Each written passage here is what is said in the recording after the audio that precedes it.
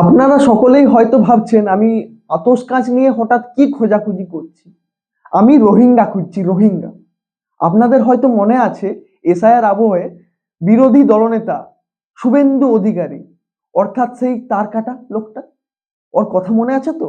পশ্চিম বাংলায় 2 কোটি রোহিঙ্গা আছে এবং এই ভারতীয় জঞ্জাল পার্টির আরো অনেক নেতৃত্ব মন্তব্য প্রকাশ করেছিলেন, যেমন সেই বড় নেতা অর্জুন সিং, মাঝারি নেতা টাগলু বাগচি, সরি সরি মাফ করবেন, কৌস্তব বাগচি।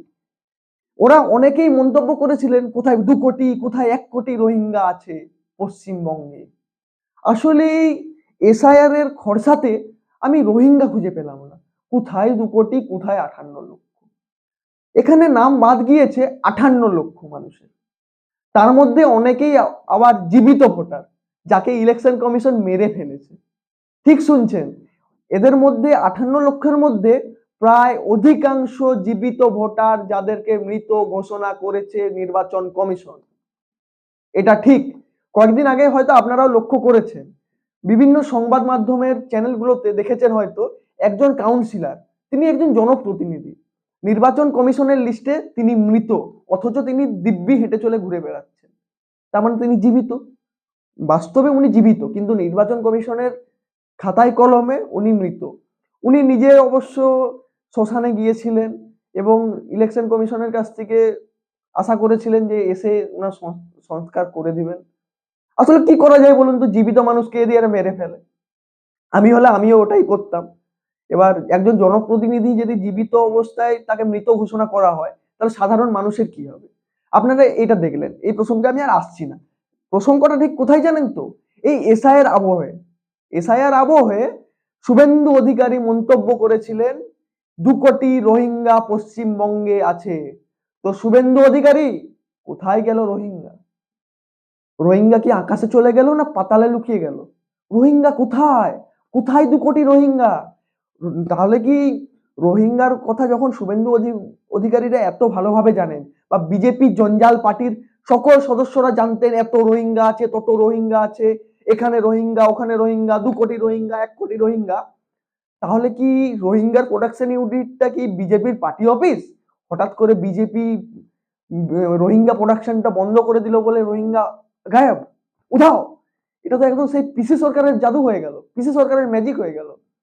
আসলে কি জানেন তো, মানুষের মধ্যে একটা ভয়ের বাতাবরণ সৃষ্টি করার জন্য এই জঞ্জাল, এই নোংরা নর্দমার কীট নেতারা, যারা শুধুমাত্র রাজনৈতিক স্বার্থের জন্য বারংবার মানুষের মধ্যে বিষ ঢেলে চলেছে, মানুষের মধ্যে একটা ভয়ের বাতাবরণ সৃষ্টি করেছে।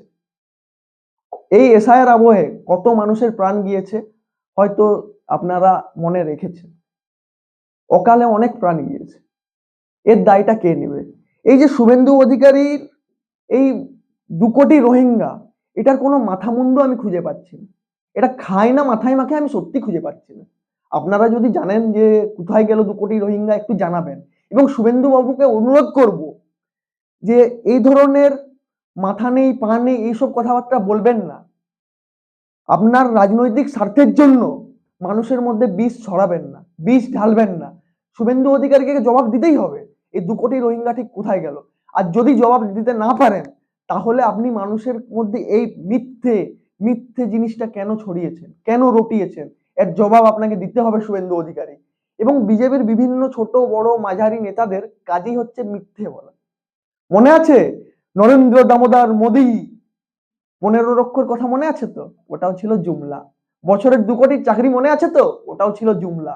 এমনকি আপনাদের বলে রাখছি, এই বিজেপির জঞ্জাল পার্টির নেতাদের 100-র মধ্যে 110টা মিথ্যে কথা। বিশ্বাস করুন, এরা সত্যি কথা বলতে শেখেনি। এই যে নির্বাচন আসছে 2026-এর, আসন্ন 2026-এ বিধানসভা নির্বাচন আসছে, মনে দেখছেন তো? এবার দেখবেন বিজেপি জঞ্জাল পার্টির একাধিক নেতৃত্ব আসবে, উড়ে আসবে, এসে বলবে হ্যান করেগা ত্যান করেগা, লাস্টে জুমলা দিয়ে যাবে। এরা শুধুমাত্র জানে বাঙালিদের অপমান করতে, বাংলাভাষীকে অপমান করতে, বাংলার মনীষীদের অপমান করতে, এমনকি মানুষের মধ্যে বিষ ঢেলে হিন্দু মুসলিম করতে, দাঙ্গা লাগাতে। আপনারা সবাই সজাগ হন। আগামী দিনে এদেরকে উচিত শিক্ষা দিন। অবশ্য আমি এতক্ষণ ধরে খুঁজে খুঁজে একটা রোহিঙ্গা পেয়েছি। আমি বললাম না আমি খুঁজছিলাম রোহিঙ্গা, একটা রোহিঙ্গা আমি পেয়েছি, আপনাদেরকেও দেখাবো। এই দেখুন রোহিঙ্গা, এখানে লেখা আছে শুভেন্দু। রোহিঙ্গা বলতে তো আমি শুভেন্দু বাবুর নাকেই চিনি, কারণ বাকি রোহিঙ্গার কথা তো আমি জানি না। আমি তো 2 কোটি রোহিঙ্গা দেখতে পেলাম না, বা 1 কোটি রোহিঙ্গা দেখতে পেলাম না, বা রোহিঙ্গা কেমন হয় আমি সেটাই দেখতে পেলাম না, খায় না মাথায় মেঘে সেটাই আমি জানি না। অবশ্য এই রোহিঙ্গাটা একটু বিপজ্জনক পুরো দেশবাসীর কাছে। সাবধান থাকুন, সজাগ থাকুন। আগামী দিনে এদের কোনো কথা বিশ্বাস করবেন না, নাহলে ভাইয়ে ভাইয়ে নয়, এরা বাবা ছেলের মধ্যেও বিভেদ সৃষ্টি করবে, বিষ ঢালবে, বিষ। আসলে শুভেন্দু বাবুকে আমি বলবো, ভোট চাওয়ার হলে নিজেদের পার্টির 11 বছরের কাজের ভিত্তিতে চান। এই ভগবানের নামে তো লোক ভিক্ষেও দিয়ে দেয়। 11 বছরে কি করেছেন তার নিরীক্ষে ভোট চান। মানুষে মানুষে বিভেদ লাগিয়ে ভোট নেবেন না, বা ভগবানের নামে তো মানুষ ভিক্ষেও পেয়ে যায়, ভোট তো দূরের কথা। যদি সাহস থাকে, যদি সৎ সাহস থাকে শুভেন্দু অধিকারী, আমি পশ্চিমবঙ্গ বিজেপিকে বলছি, যদি তোমাদের সাহস থাকে 11 বছরে তোমরা কি করেছো সেই পরিসংখ্যানে ভোট চাও। আছে সাহস তোমাদের? বারংবার মানুষের মধ্যে বিষ ঢেলে চলেছো তোমরা, বারংবার বাঙালি মনীষীদের ছোট করে এসেছো তোমরা। আপনাদের কি বলবো, বঙ্গ বিজেপিকে আমি কি বলবো?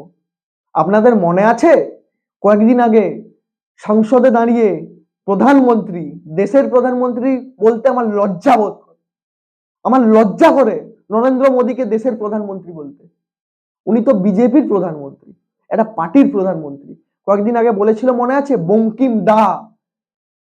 বঙ্কিম বাবু কি আপনার পাড়ার কোনো বন্ধু, চা দোকানের বন্ধু? আপনার সাথে ক্যারাম খেলতে যায় বলুন?